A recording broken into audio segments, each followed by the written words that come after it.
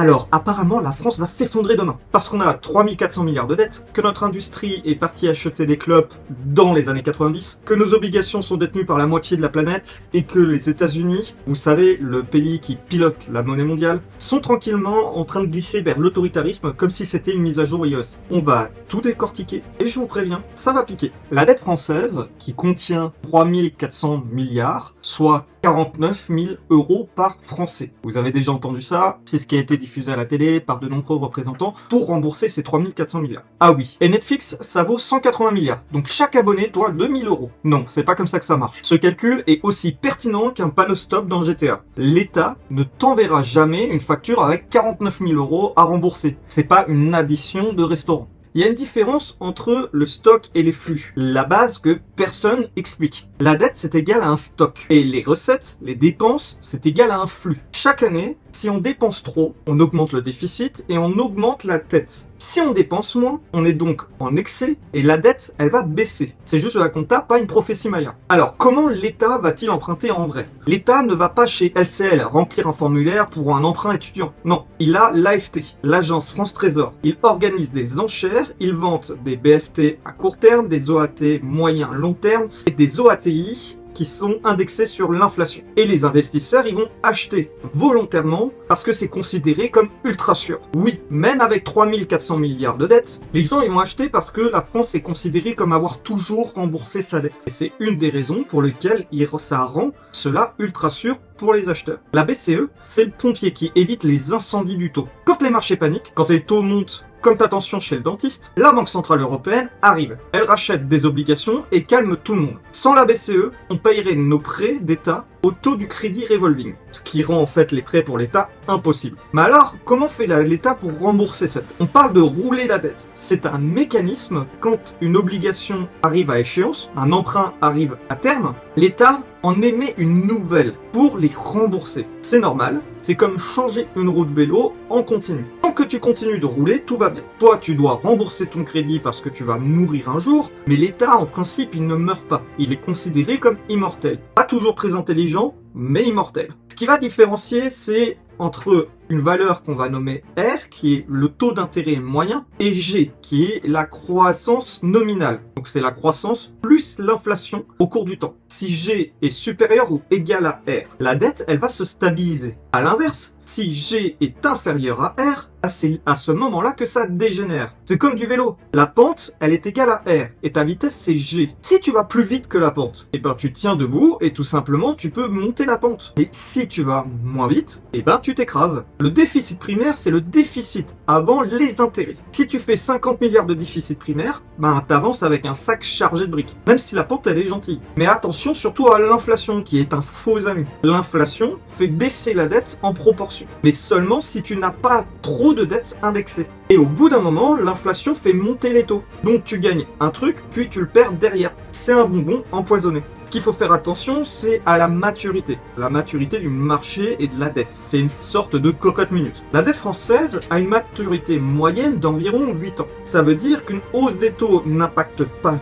tout d'un coup. C'est très progressif. La dette, c'est une cocotte minute. Ça chauffe doucement, mais ça peut exploser si tu l'oublies. Alors, qui détient notre dette? Bon spoiler, c'est les banques, les assureurs, les fonds d'investissement, la BCE, la caisse de retraite et l'épargne des Français. Donc une partie, c'est littéralement nous détenons cette dette. Mais une autre partie, ça va être des sociétés externes ou des intérêts externes au pays et donc à l'État. On doit de l'argent à nous-mêmes. C'est une économie qui fonctionne comme un miroir. Sur les marchés, on a ce qu'on appelle les shadow banking. Ce sont des acteurs invisibles. Ce sont les géants du marché comme BlackRock, Vanguard, des fonds de pension, des hedge funds. Ils achètent nos obligations.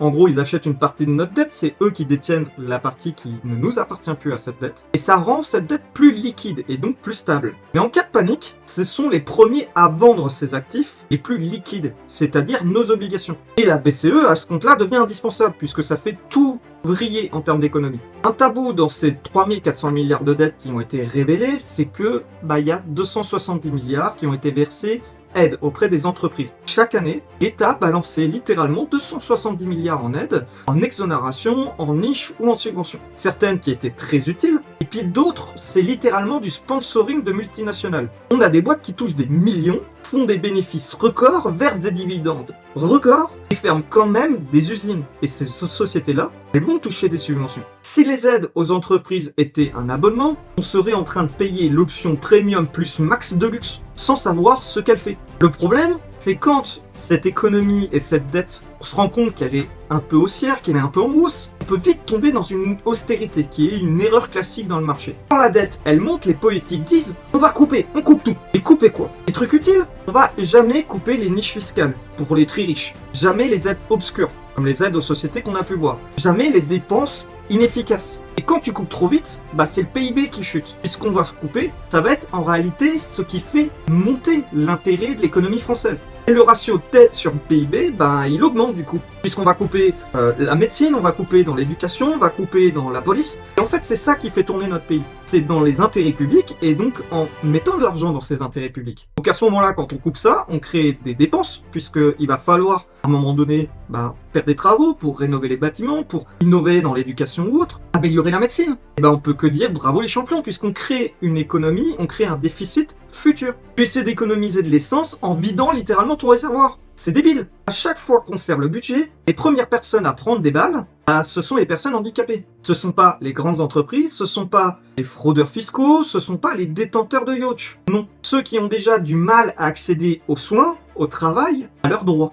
Ce sont eux. Et donc, forcément, les personnes handicapées qui sont la cible principale de ces difficultés sont les premiers à en subir, puisqu'on coupe les fonds pour aider ces milieux-là. Alors, la réalité, elle est très crue. Quand on coupe les budgets, on coupe l'accessibilité, l'accompagnement, les aides MDPH, les prestations, les centres spécialisés, les formations, les dispositifs d'inclusion et les soins. On coupe ce qui maintient les gens debout. C'est politiquement pratique, puisque ce sont des personnes qui ne font pas grève et qui ne bloquent pas le périph'. Mais derrière ça, on peut se prendre un vrai boomerang économique. Et même économiquement, c'est complètement con. Il y a moins d'aide, il y a plus d'exclusion. Il y a plus d'exclusion, il y a moins d'emplois. Il y a moins d'emplois, il y a donc moins de recettes fiscales. Il y a moins d'accès aux soins, et donc plus de dépenses à long terme. Tu crois économiser 1 euro, mais tu vas perdre 10 euros dans 5 ans. Et ce qu'on va vous dire, c'est que la dette, comprenez, c'est compliqué. Mais non, ce qui est compliqué, c'est de garder une personne handicapée et lui dire « Désolé, on a préféré laisser 200 milliards partir en niche d'entreprise inefficace plutôt que d'assurer ton autonomie. »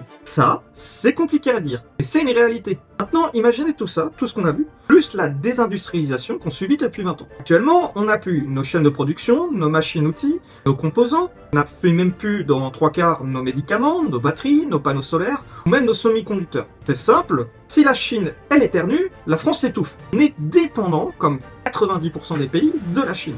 Et pendant que nous on rame, les USA changent le patron de la Fed, politisent l'institution et flirtent avec l'autoritarisme. Et ce pays-là, c'est lui qui pilote le dollar. Les taux, les marchés, les finances mondiales, nos géants aussi du numérique. On est littéralement dépendant économiquement des États-Unis et matériellement de la Chine. Le vrai risque, c'est ce combo fatal. Une dette qui est élevée, une croissance qui est faible, une désindustrialisation qui est massive depuis 20 ans, une dépendance étrangère, une austérité mal ciblée, une instabilité qui est américaine et qui sont ceux qui gèrent l'économie mondiale, des tensions forcément géopolitiques, et derrière des marchés obligataires nerveux. Individuellement, chaque point que j'ai cité, ça peut se gérer. Et quand c'est un ensemble, c'est un vrai cocktail Molotov. Et c'est pour ça qu'on est dans une situation problématique aujourd'hui. Non pas la dette toute seule.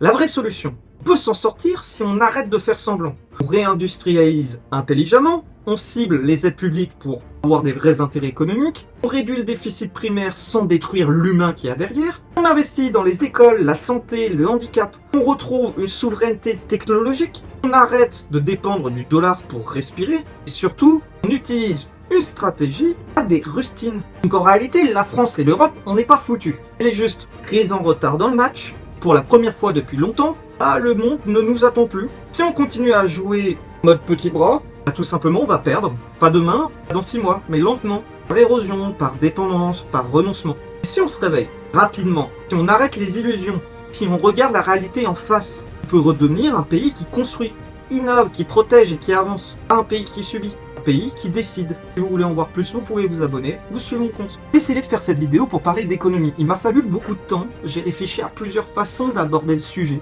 Et ça a été très compliqué pour moi. Au final, j'ai préféré faire une vidéo courte de 20 minutes maximum pour expliquer tous les points du problème de la dette publique.